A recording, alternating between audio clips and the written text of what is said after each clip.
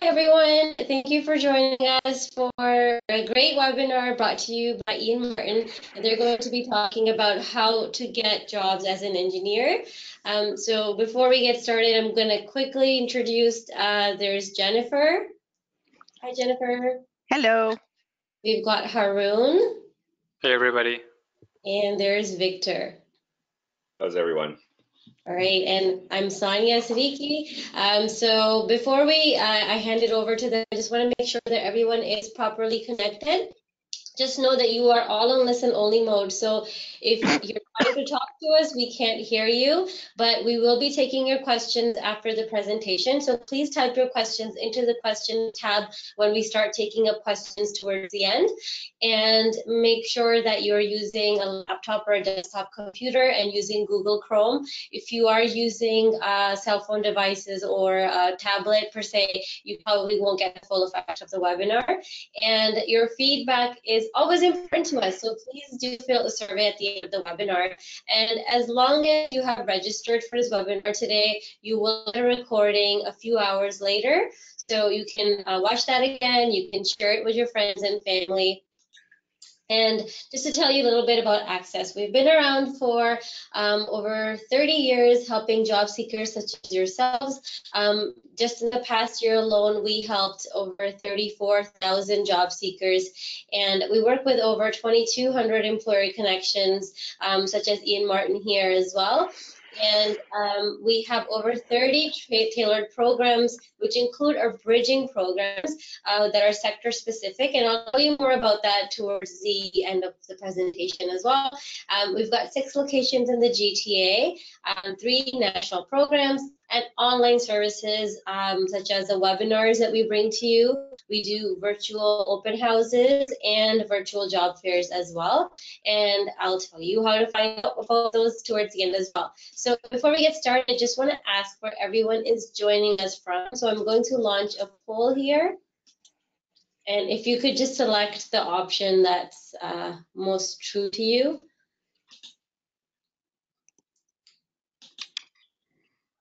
All right, so it looks like half of you, or actually 63% of you, are probably already in Canada, and then we've got a big chunk of you in Asia as well.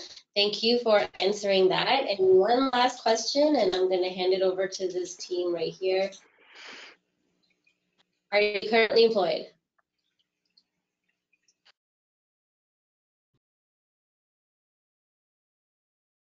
All right, so we're getting a big no here, close to 75%. So that's what you're here for, and hopefully we can help change that today. So Ian Martin Group, there you go, take it away. Great, thank you. My name is Jennifer Milkey. I'm going to tell you first a little bit about Ian Martin Group before we all introduce ourselves. So Ian Martin Group is a recruitment firm. We were founded in 1957 in Ontario. We work with a variety of sectors, including engineering and other technical focused roles. Our overall mission is to connect people to meaningful work. And so we strive to break down the barriers of employment that people can face when they're looking for work. We're also a certified B Corporation. This is a certification that shows that Ian Martin Group meets a set of social and environmental standards, and that we strike a balance between the quality of our services, our purpose, and profit. I myself, I've been in the staffing industry since 2005, and I've been with Ian Martin Group now for almost 9 years, and my focus is within engineering sectors within North America.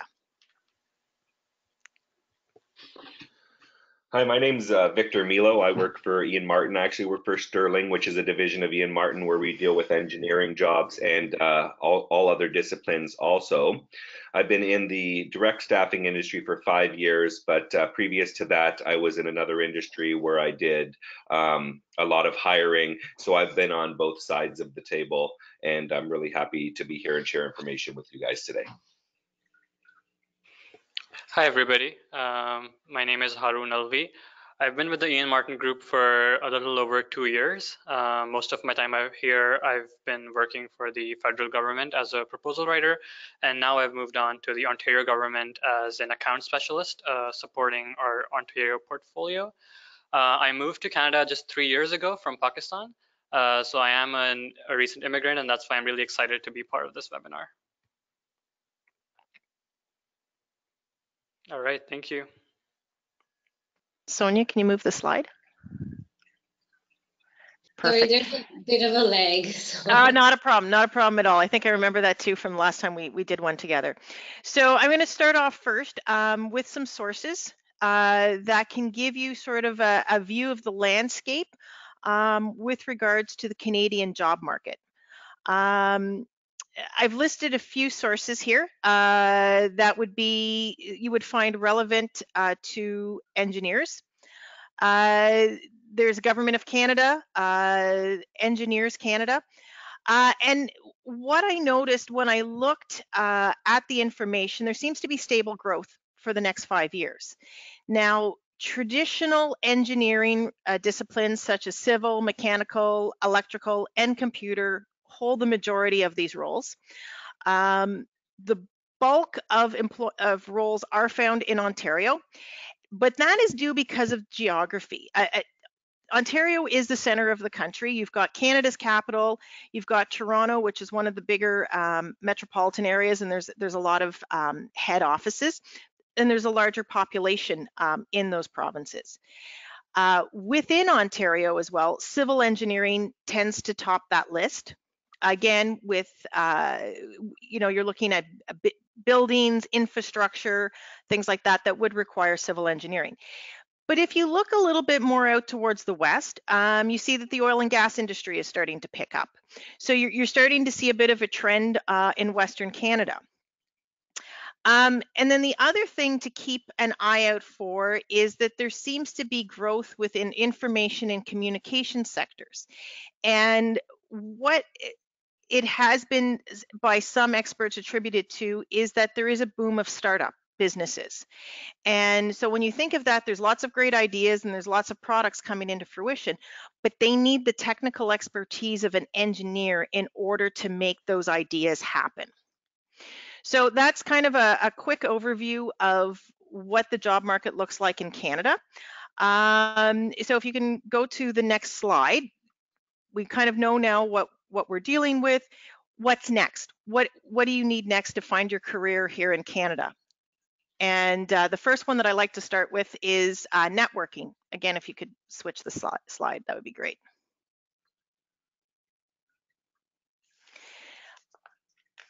No matter what, I think there's always in society, there's always going to be a little bit of that, it's not what you know, but who you know. And when you're looking for work, you always want to think outside of the box. It's more than just looking at a job ad on, let's say, Indeed or LinkedIn or whatever job portal site and sending off your resume into a black hole.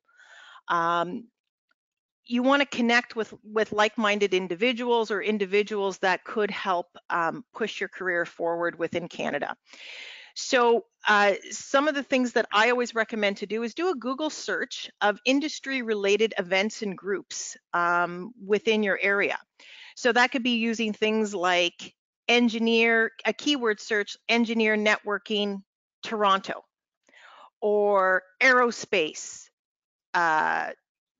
associations Ontario, and see who is pulled up when you do those searches, and think of keywords of either jobs that you're interested in, career paths, or companies that you're interested in.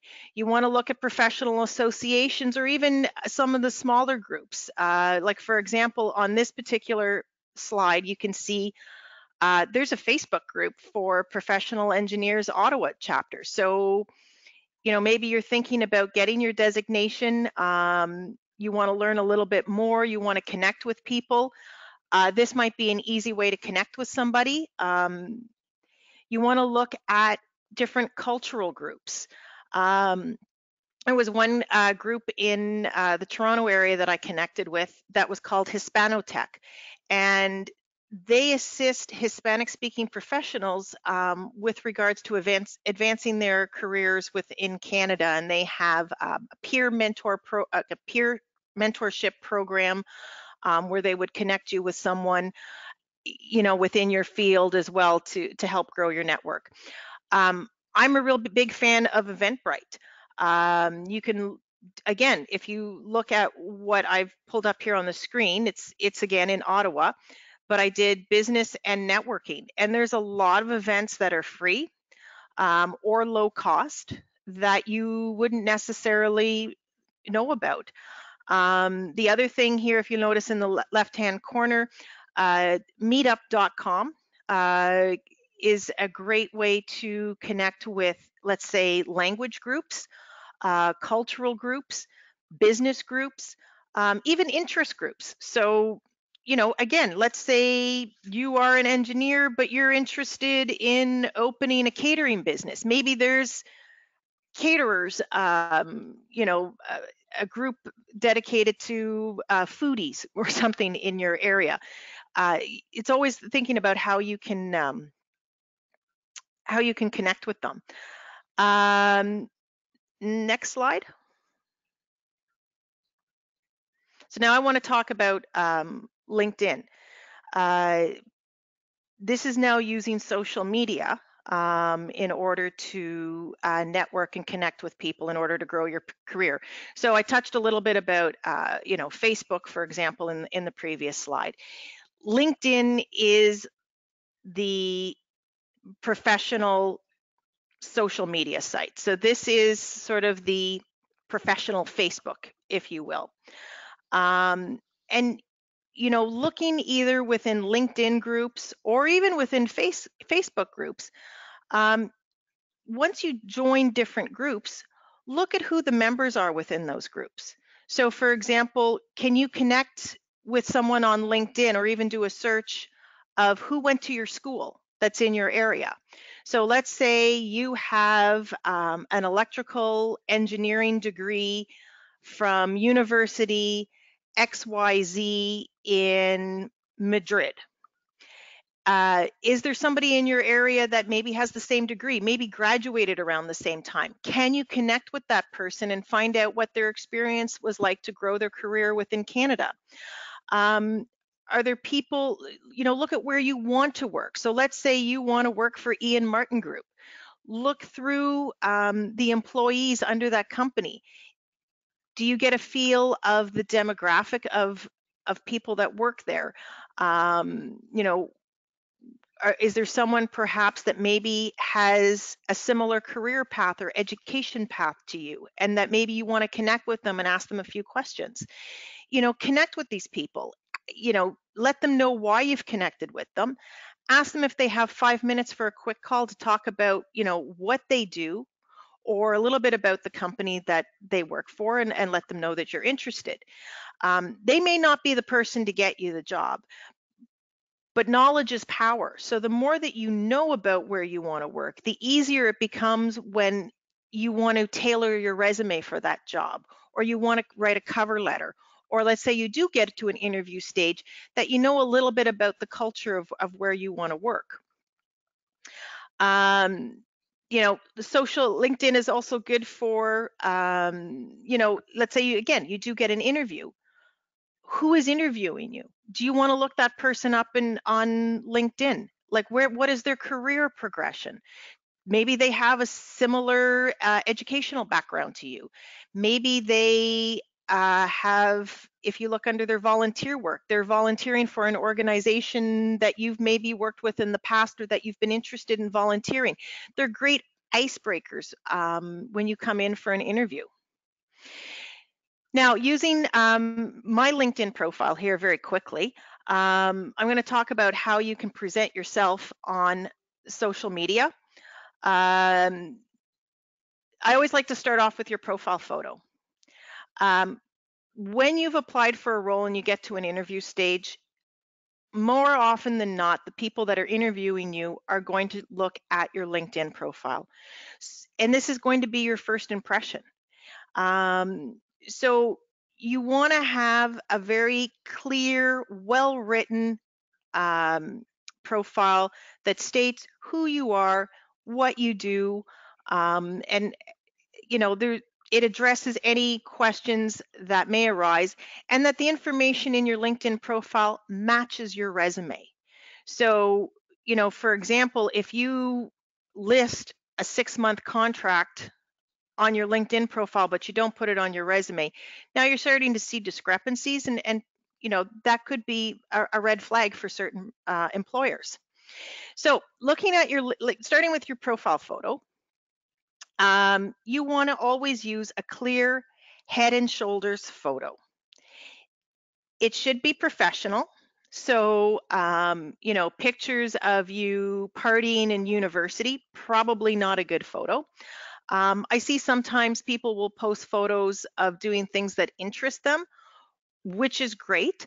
But I think if you are out of work and you're looking for a role, that a clear head and shot so that they can see who you are, as opposed to a picture of you in the distance standing on a golf course, is probably a better bet for yourself.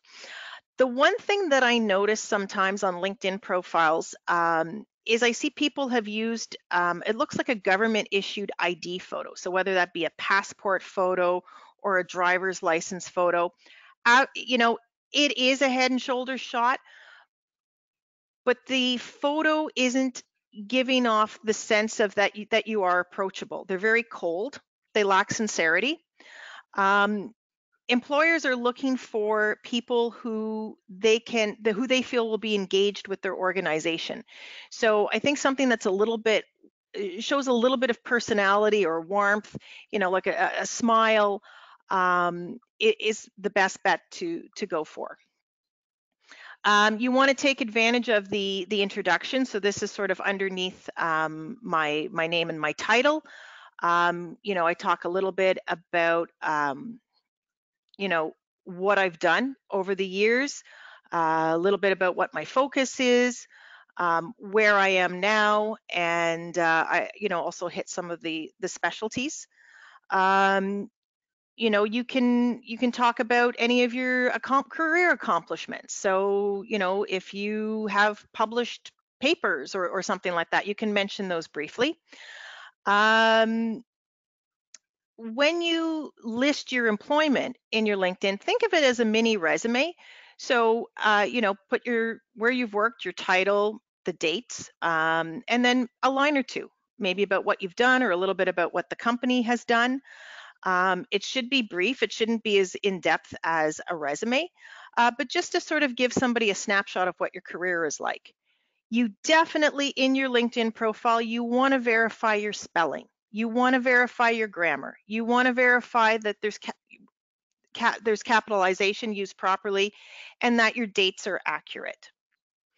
If you're looking for work and your profile is either incomplete or it's poorly written, it may give off the impression that you don't care or you just don't possess the written communication skills that might be required for a role.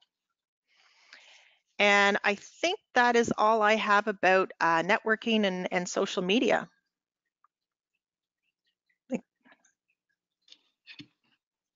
All right, I'm going to talk a little bit about the resume and cover letter and how you'll be able to put all your skills properly in them so that you'll get noticed and hopefully get an interview and then get the job. First, I'll start with the resume. You need to make sure that you tailor your resume to the job. So you look in the job description, find specific skills, and make sure that they are put into your resume.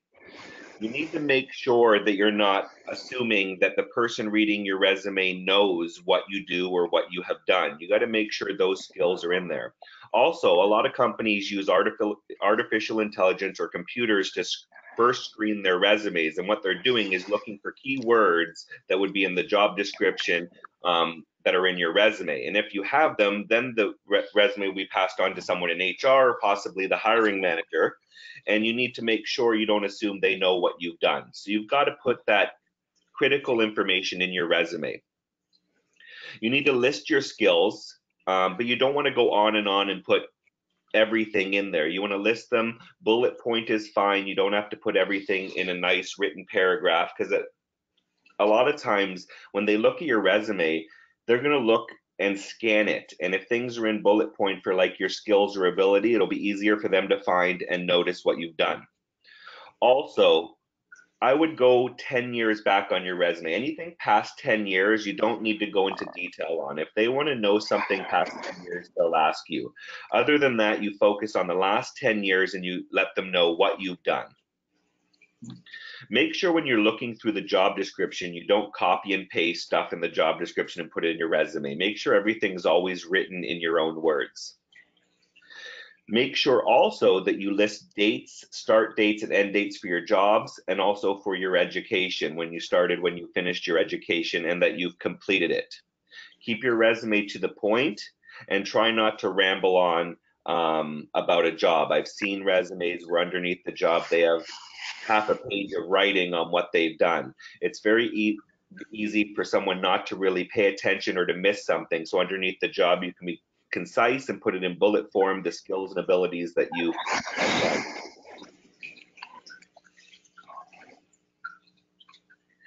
Next would be your cover letter. Now, your cover letter can be very important, but you don't want to put the same thing in your cover letter as you have in your resume. You want to make sure that you're highlighting yourself and making yourself interesting so that they read that and go, oh, I want to learn more about this person. So there's two approaches you can take to a cover letter. One, you can talk about your match with the responsibilities of the job. Or if maybe you don't have everything they're looking for, you can try a different approach and you can focus on what you have to offer them. And you can make your cover letter short and precise. You don't need to have a page-long cover letter. It could be a nice paragraph where you focus on your strengths and what you have to offer the company. Make sure your details are correct, your job titles are correct, you're addressing the right person in the cover letter. Make sure you don't regurgitate the same information that was that's going to be on your resume, and pack all your skills to make sure you highlight yourself. Remember, they'll look at your cover letter first, and you want to make sure when they see your cover letter that makes them want to read your resume. Can we have the next slide, please? Now, interview is very important. If you've now gotten past the cover letter and resume stage and they now want to interview you, they've seen something on your resume that makes them want to speak to you and ask you more questions. So you don't need to worry about lack of Canadian experience at this point. If you've gotten an interview, they're not worried about that. Now they're worried about what skills you have, and are those skills going to be able to make you the right person for the job. You need to make sure when you have an interview, you're preparing for the interview. Research the company. Make sure you know what the company does and what the company is involved in. It's always a good talking point if you're able to speak a little bit about the company when you're in an interview. It makes them feel like you're invested, you've spent some time looking at them. Again, as Jennifer mentioned, you want to look up the people that will be interviewing you. You might not know, but sometimes you will know, and it's never wrong to ask, who will I be meeting with? Who will I be speaking with? And then you can go on LinkedIn, you can look them up. And again, if you see something that they've done or maybe volunteered, it's something of an icebreaker you can break with them to have a little conversation. You want to review the job description again before the interview and make sure that during your interview you are touching on points that they're looking for and emphasizing the skills that you have. And if you don't have a skill, it's okay, no problem. You let them know what skills you do have and what you can do for them. Then again, communication skills. Some people think if English isn't their first language, that's a problem. Not necessarily, because if English is not your first language, then that means you speak more than one language, which will give you a step up on other people who only speak one language. So use that as a positive and not a negative, that English might not be your first language, but you also speak this language and that language. So you have skills that will help you out. You need to make sure that you're always listening to the interviewees. Don't interrupt them. Make sure you listen to them and get their question. If you don't understand something they're saying or don't understand a question, then you can ask them to repeat it. There's nothing wrong with saying, could you repeat that question again? Or I'm not sure what that question means. Could you ask it in a different way? So that they ask you the question and you're able to give them the strongest answer possible.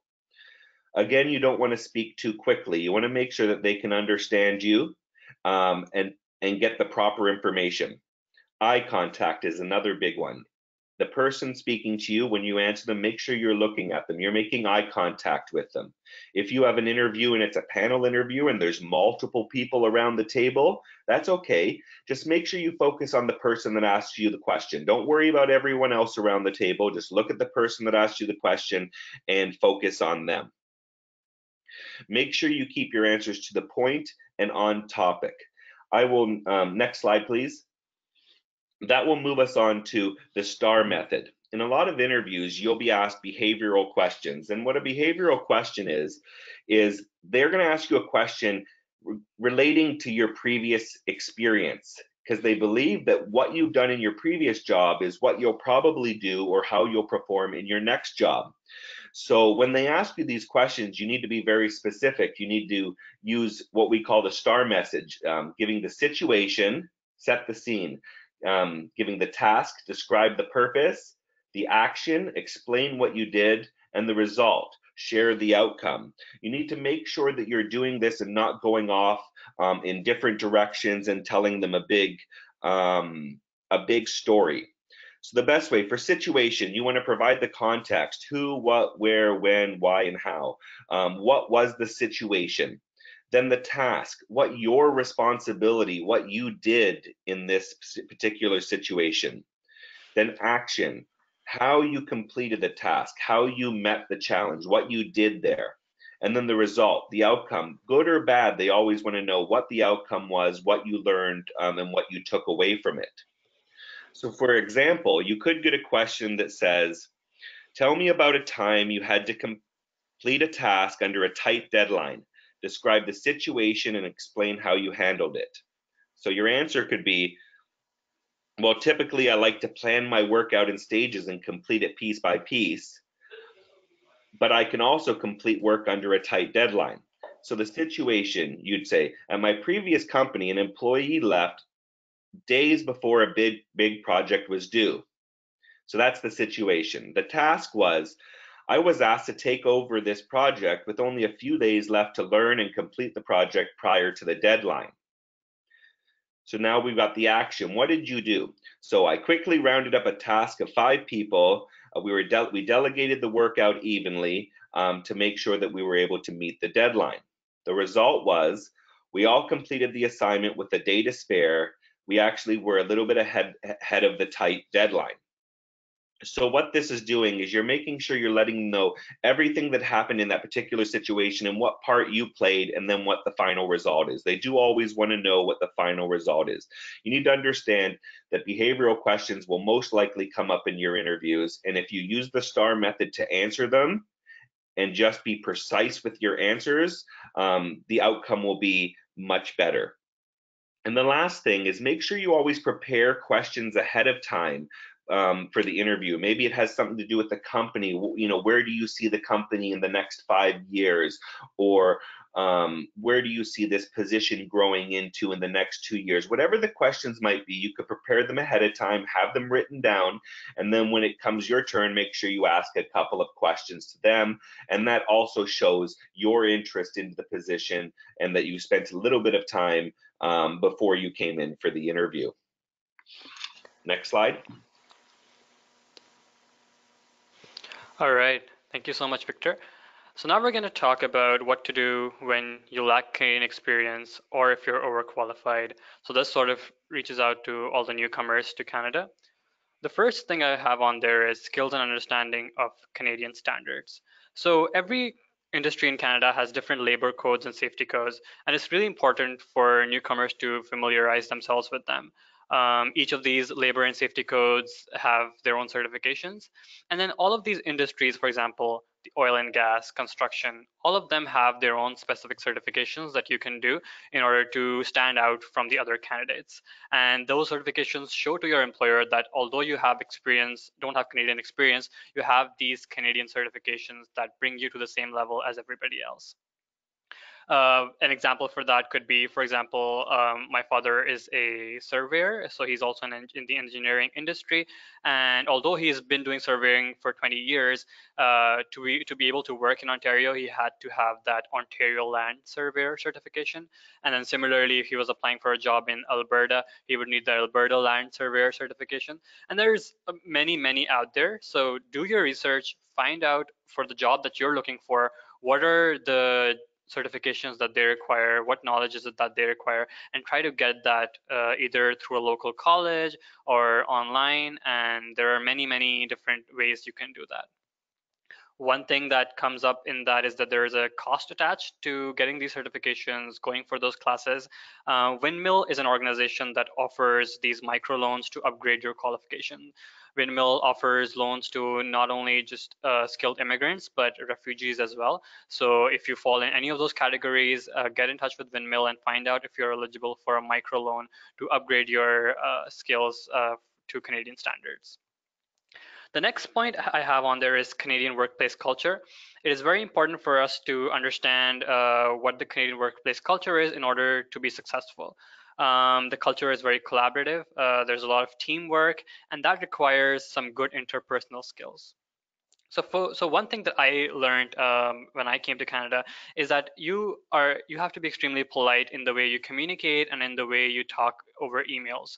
So my tendency, or I've noticed a tendency from many people back home, is to get to the point and answer directly. So for example, when I moved here, if I would get an email from a recruiter asking me to come for an interview on January the 14th, I would say, thank you, I will be there. But now what I've learned is that you sort of have to take a step back and realize, how can you be more kind? How can you be more grateful? So being like, hey, Sarah, thank you so much for considering me for this position. This time works great well for me. I will see you soon. So, and then any other email, any other conversation you're having with a recruiter or a manager or the human resource people, it's important to sort of take a step back before and think about how you can be more grateful, how can you be more polite, and that is really that really defines how Canadian workplace culture really works.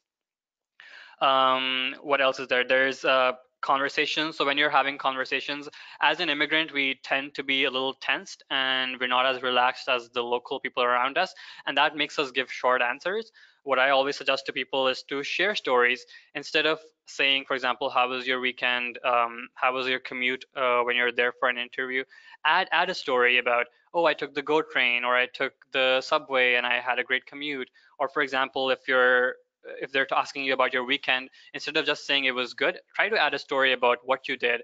You don't have to worry about them not understanding some of the festivals or cultures that you have. Share it. Share your story.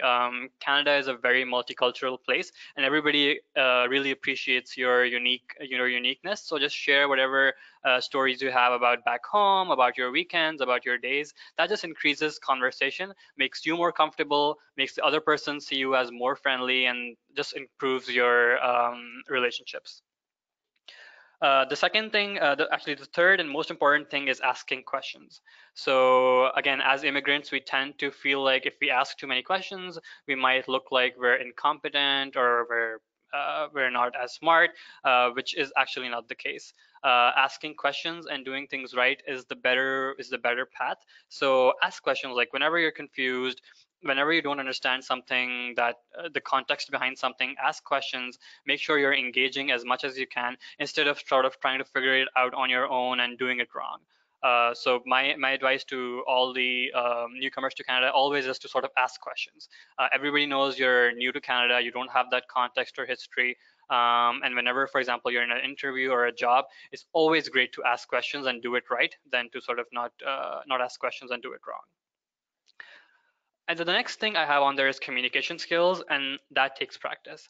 It is easy to be disheartened and think that getting your communication up to speed to the locals is very hard, but it's all about practice. And the accent does not matter as long as you're able to be articulate and the other person can understand you, you're good to go. And for that, you just have to make sure you enunciate clearly.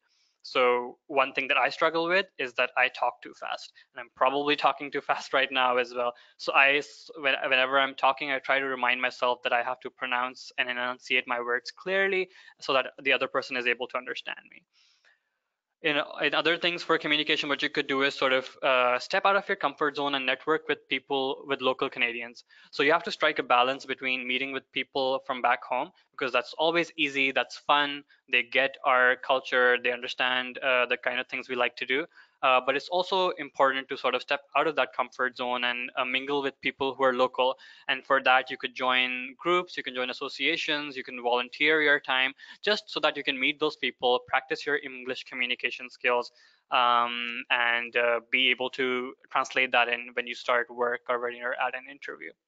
Talking to people, to local people, also gives you more and more Canadian context as to, okay, what's happening in politics, what's happening in your city, what's happening with the government, and so on. So all of these things, or even if, for example, if you're attending an event which is in your industry, for example, the engineering industry, it will give you context on what's up and coming, what project is going on, and that will help you sort of get closer to getting a job.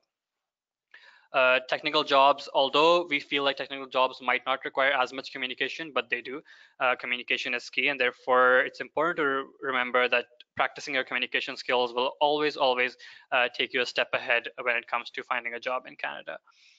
There are local community centers that help that have English language classes. So like I remember my mother struggled with her English, so she joined this local community center and they had English language classes where she worked together with a bunch of other immigrants who were able to improve their communication skills. All right, then there is a point about what it means to be overqualified.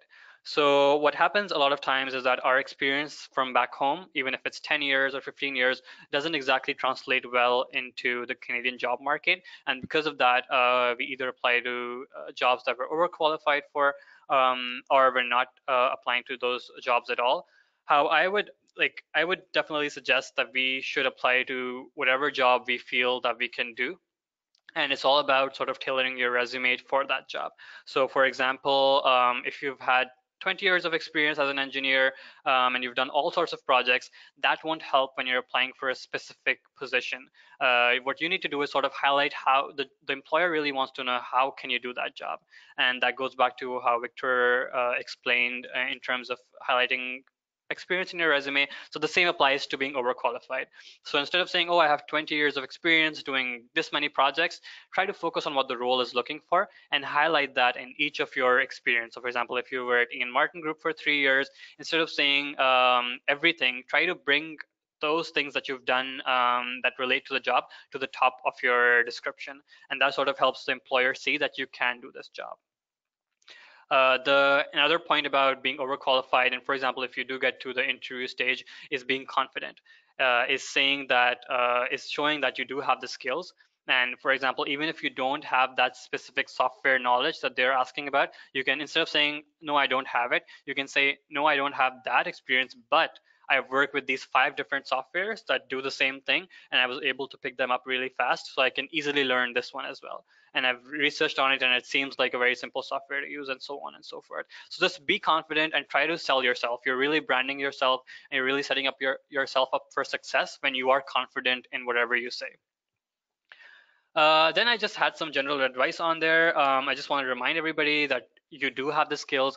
You are a for example, especially for the skilled immigrants, you were brought into Canada because the immigration believed that you have those skills that are needed in Canada. So have that faith in yourself and make sure you brand yourself correctly. Use your LinkedIn profile, use your resume to sort of make sure that you are a specialist and not a generalist. A jack of all trades doesn't really help. Make sure you tailor your resumes and your cover letter to each job that you apply to, and just so that employers know what this person can do and are aware. Another piece of advice is that length of resume. A lot of my friends who moved from Pakistan, they assume that because they've heard that employers only look at the first page of their resume, so they only make one-page resumes. That's necessarily not the case. Do include as much experience as you can. Yes, I mean, don't go for a 50-page resume, but like try to include all of what you've done so that the employer can see that you are able to do all of these things, instead of sort of shortening your resume and skipping out on these great things that you've done. For those of you who don't have Canadian experience, sometimes what happens is that your last experience is not in Canada, and you have to differentiate between those people who are applying from other countries. So you want to show the employer that you are in Canada right now, and that's something that has worked wonders for me and my family and my friends, is that writing on top of our resume that we are a permanent resident or we have a work permit that makes us eligible to work for any employer, and we are in this city, for example, Mississauga or Toronto. Saying that clearly on top shows that you are in Canada, because when they see that your last experiences, for example, in some other country, they might assume that you may be one of those people who are applying from that country, but you want to show them that you are here. Again, just like Jennifer shared, connecting with people from your university back home, from your town, that is always helpful. So for example, if you want to join a company, connecting with those people and meeting them for coffee is always a good idea. You can meet them, ask them how they got their job, and then ask them to connect you with another person in their company, maybe their manager, and that could always work wonders for you. So yeah, that's all that I have for lack of Canadian experience. I think we can move to the next slide and now open the floor to questions.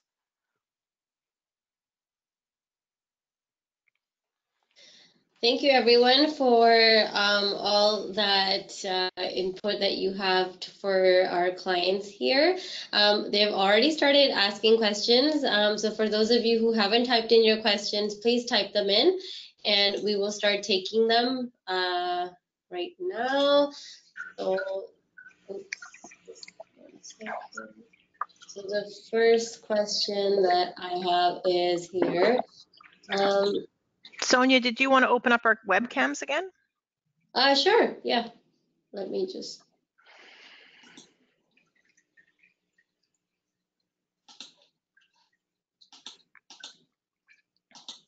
There we go. There should be on.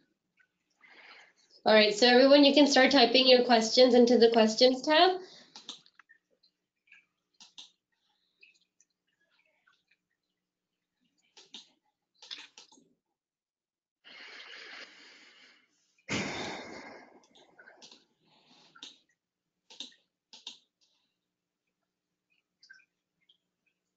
All right, so they're coming in now.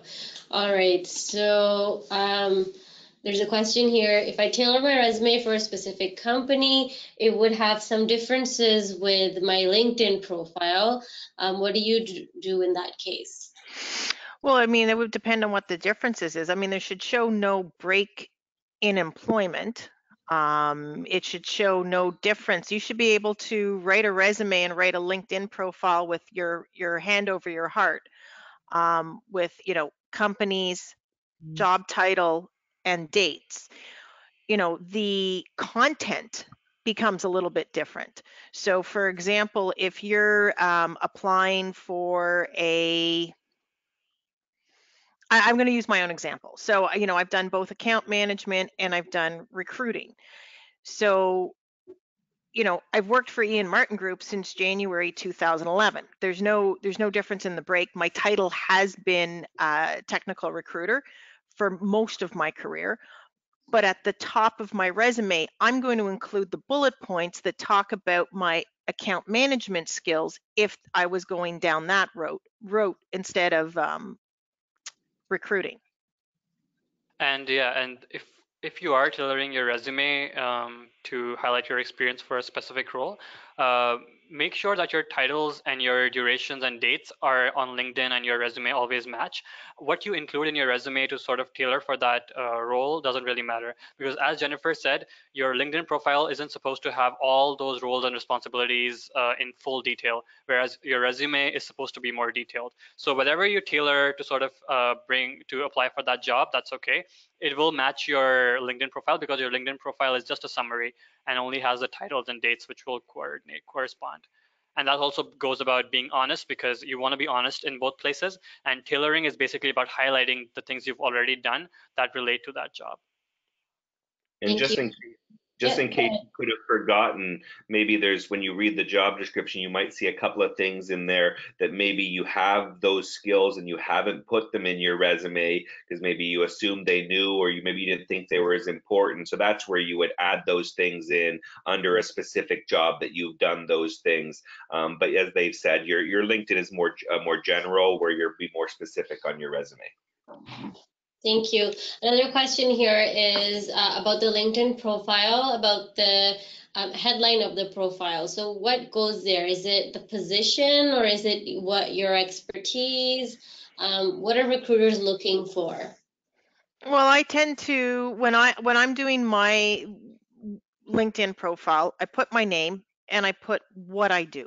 Like, I am, at the end of the day, a recruiter. Now, if I was looking for an account management position, I may switch that to, your title, like 10 years recruiting and account management within the staffing industry. It still is true, but now I've added that extra layer. And I would also say, like, whatever is in demand in your job market. So for example, out of the things we've usually done, some softwares and some skills are highly valued and are related to the kind of jobs you're looking for. So for example, if you're looking for ERP implementation jobs and you've done this certain software, try to, whatever, it's up to you what you bring in that headline and what you want to sell and how you want to brand yourself. So if you want to focus on certain kinds of jobs and certain kinds of skills, highlight those skills on in your headline. Doesn't have to be very long, but it's about you, basically, how much you want to add in there and how do you want to brand yourself to recruiters. I've seen recent graduates, for example, who will put recent electrical engineering graduate with experience in aerospace industry. And then they're applying for aerospace jobs. You wouldn't put, with experience in aerospace industry and think that that's relevant when you're applying for oil and gas jobs. You might want to then tailor it for just put, recent graduate with, some practical experience. Thank you. Amit has a question here saying that engineering is a regulated field in Canada. So if newcomers are coming in and they, do they have to upgrade their certifications or licenses, or do they have to do like an apprenticeship? How can they get engineering roles without any of these certifications? Well, that really depends on what the employer is looking for. I mean, there are roles out there for people with, a bachelor of engineering in whatever relevant stream. But, if you're looking for perhaps a management position in, let's say, a civil engineering organization that does infrastructure, depending on the role, yeah, you might need a professional designation. So you do have to read the job descriptions and understand what you're applying for. If they're looking for a professional engineering designation, like a PEng, and you don't have that and you have no intentions of getting that, then that's probably not good. That's not probably a great role for you at this point in your career. And what I've seen is that if you can find a job if you don't have those certifications, but that will be very hard to do, and that limits the number of jobs that are available to you. So, for example, if you want to apply to a good company and a larger business, they would require certifications. Smaller companies might take you, but if you want to really increase your chances, increase the amount of jobs that you can apply for, those certifications definitely help. And once you have those, then recruiters might even start reaching out to you, because not everybody is able to get those. So yeah, it just gives you a competitive edge, and it helps you apply for better, bigger companies for those jobs. Thank you. So there's a lot of questions, especially in the engineering field. We get a lot of these questions about being overqualified. So if you can talk a little bit about that. And the question here is actually saying, can I apply for a job that says that it needs a bachelor's degree, but I have a master's degree? And there's a lot of other questions about being overqualified. So if you can talk a little bit about that. I find it's always a gray area, and it's very hard to predict what the hiring manager is thinking of. So there's a couple of, I wouldn't necessarily say the bachelor degree and the master's degree is a deal breaker. It's then looking into the resume and seeing, or into the job description and seeing what is required of this person. The master's degree might give you a competitive edge. Now, at the same time, what I see more of is people looking to gain, experience within Canada, that are new to Canada, that have had director levels or managerial levels, and they're now applying for roles that are obviously, far beneath, like they're very much overqualified. That can raise a red flag for an employer, unfortunately, because what they see is someone who is looking to gain experience, and there's a flight risk factor that often hiring managers will think about, because it's their mindset is, okay, this person is looking for a role, they clearly have managerial experience, and this is something that they want 3 years experience, and they're going to get this role, and let's say a year or two later they're going to get the right job in the right salary range in the right spot with their career, and they're going to leave us. So it's always a balancing act from that perspective. I don't see it so much with the masters versus the bachelors. I do see it sometimes with the PhD versus the bachelor. The other thing is to consider contracts.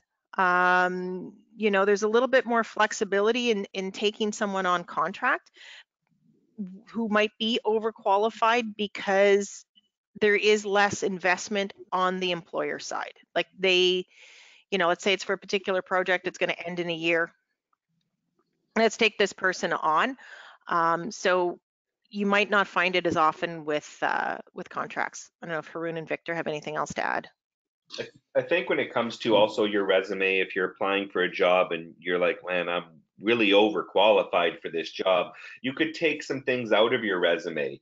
I mean, you're going to leave your titles in there and stuff, but you could, eliminate some of the experience you have so it doesn't look as much like you're so overqualified, even though you are. And then sometimes you need to tell them, look, I'm new. I'm new to the country. I'm looking for a good company where I can learn and grow. And if you say that to them, they might believe, okay, well, you'll get in with this job and then we'll be able to move up in the company. It is a hard thing to overcome, and there's not too much you can do with it if you have a lot of experience and they're looking for someone with, significantly less. You just have to reiterate what you have and what you can give them and to help them out. Yeah, just the same points as they have said is about showing what your specialty is. So, for example, if the role is for a specific area within civil engineering, focus on that in your resume instead of writing all 20 years of experience that you have and details of each. Highlight what you want to do. You don't want to mess up your titles. You can keep your titles in there, but highlight that you can do this. And I also think it's a very noble thing to sort of understand that you're overqualified and still apply for that job. It shows that you're working hard and you're ready to step down just to get a job in Canada. So it's great. It's always better than sitting idle. And just prove to the person that this is I'm looking for a Canadian experience. That's why I want to do this job. I like your company, and the thing that you want done, I could do it very easily because I have all of this experience in that specific thing. So yeah. I think if you tailor your, when we looked at, or what Victor talked about, tailoring your resume to the job description and going into an interview and really focusing on what skills that you have that can make you a great asset in that particular role and for that client or company is that's your best strategy. I've talked to so many people where, you know, I'm interviewing them for a particular role and I'm asking them, you know, a particular question about their experience, you know, doing stress analysis. And all of a sudden I get this whole long story about all the things they can do. And I always like to say that the jack of all trades is the master of none. So really think about what you're applying for, what skills you have and experience that you have is relevant to that role. Leave everything else as background noise, you know, just gloss it over. Maybe, you know, it's a line or two of what you've done, but focus on what's really important to the hiring manager and take that as well into the interview when you reach the interview stage. Thank you. Another question we're getting a lot of is it possible to get a job in Canada before even coming to Canada? Yes, it is possible, but it is more difficult because one, they can do a phone interview with you, they can do a Skype interview with you, video interview, but they're going to want to have an in-person interview before they give you the job. So therefore, is the company willing to fly you in for that, or are you willing to pay for that on your own? So it's possible to get a job, but it is a lot easier if you're here and they know that you're here. And Haroon touched on that. He did say, like, put on your resume that you are here, and that helps. So you can, but they will, if there's 10 resumes in front of them and 9 of them have people that are here and 1 person is not in the country, they probably will select the 9 that are here over the 1 that is not. All right, thank you. All right, we're just getting a lot of questions here. Oh yes, because a lot of people don't end up getting jobs in their field right away as they're applying, is it okay to mention survival jobs on their resumes even if they have nothing to do with engineering? You could put it at the bottom. I mean, it's, Like you know, it's a chronological resume, so. You could do a chronological resume. What I like to do is make sure that you have some sort of relevant experience at the top.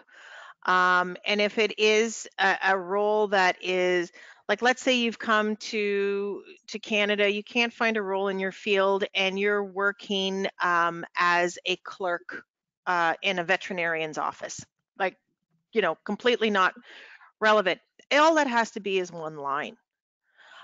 Or you could do your relevant work experience at the top and then at the bottom, other work experience.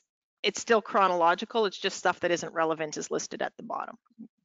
Yeah, and I have a personal example for that. So when I moved here, I moved fresh out of school, so I didn't have any experience at all besides internships. So what I did was I was working at a restaurant as a restaurant worker, and so how I differentiated in my resume was that I said career-related experience and part-time experience. So I had all the internships that I'd done as my career-related and my part-time as just the restaurant work.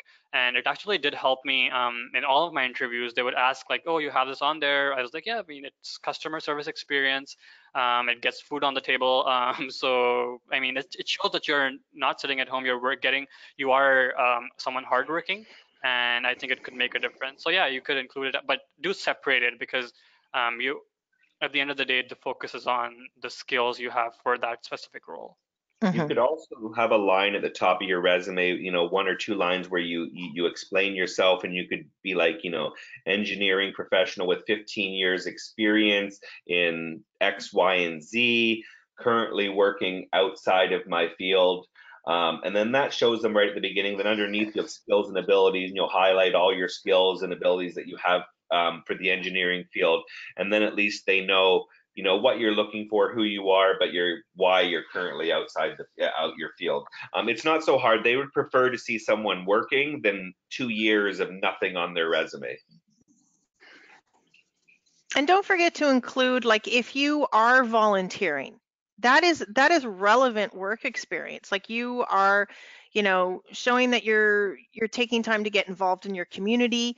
If you are coming from a country where, let's say, English isn't a widely used language, that you're working again in the community, perhaps, I don't know what, like, Big Brothers and Sisters of Canada or something like that, where perhaps you're improving your communication skills, or so always list those things too at the bottom. Or even if you've come to Canada, maybe it's been a year, you've been unemployed, you're doing some upgrade in your training.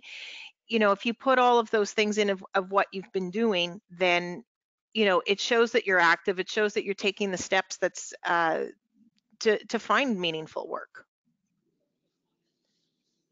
Thank you. Next question here is, so a lot of people want to make connections on LinkedIn. So if they're looking to make contacts, that could potentially help them with jobs in the future, should they be connecting with recruiters, HR professionals, or high-level managers in the company? I would say everyone. I switched careers about 7-8 years ago, and I reached out to everyone, recruiters. I reached out to high-level directors, VPs, and you know what? You might send 100 messages on LinkedIn and only get a handful of replies, and that's okay. You reach out to everyone, and if it's someone that's high level, you just want to see if they have 5 minutes to talk, so you can speak to them about how they got to their position, what they did to get there, and just speak to them, and then they'll get to know you. You never know who you speak to might be looking for a job, or know someone who's looking for someone, and be like, oh, I spoke to that person, he seemed really good. So I would say you could reach out to all of the above. Yeah, and one tip that I tell all of my friends and family as well is that when you see a job on LinkedIn, for example, if it's for a proposal writer at Ian Martin, so try to look within Ian Martin, who's the proposal manager, who is another proposal writer, and contact them. So like connect with the right people in the right department where the job is listed, and then you can reach out to them. Hey, I see like your department has this opening. This is my experience, and so on. So you're sort of differentiating yourself from the other candidates who've just applied to the job, because there could be 200 or thousands of people who have applied. But now you've sort of made a connection on the inside and be like, hey, I saw this job. Is it in your team? How can I connect with you, and so on. So just being smart about who you connect with, and just like Victor said, sending out as many messages as you can, and because you only get a handful of replies. And if you're doing networking and you're just reaching out to people just to speak to them, but you don't know of a specific job, I wouldn't go in there asking for a job. I would go in there more asking for how they got to their position, asking them for advice for you on how you could progress your career. And then at the end, you could say, thank you very much for your time. I'm really looking, to find a good job in engineering or in whatever field you're looking for. And if you have anyone else that maybe you could, recommend I speak with, I'd love to speak with them also. And I can share with my own personal experiences in the past when I have been looking for work, and I've reached an interview stage. I have connected with people in the organization. Usually, like, I went to University of Ottawa, so okay, somebody went to U of O. Oh, they were in the arts program, and they work for company X, Y, and Z. So I shoot them a message, just say, hey, we're from the same alma mater. I'm going for an interview with so-and-so in your company. Do you have like a quick 5 minutes? I just want to talk to you a little bit about the company, about the culture. And, I'm assuming it was for this, and it was for the same group, and just ask you a few questions about your group. Gave me a competitive edge. It actually that particular instance gave me some information where I just decided to keep looking for another role. But it'll give you more information about the role, and you may have to reach out to 50 people to talk to one person, but that knowledge is power, and it gives you a little bit more confidence going into that interview. And let's say that interview doesn't work out, well, now you have a little bit more of an understanding about an organization with either a Canadian company or an office within Canada, or okay, so can I take what I've learned and apply that to the next job that I'm going to apply for? And you know, it'll take a few rounds, and if that is the case, and hopefully it isn't for you, you gain more and more confidence when you're applying for roles and you're talking to hiring managers. Thank you, everyone. We have gone over our time for the webinar, and I really appreciate the speaker's time here. Is there anything you guys would like to add before I move forward with our closing slides?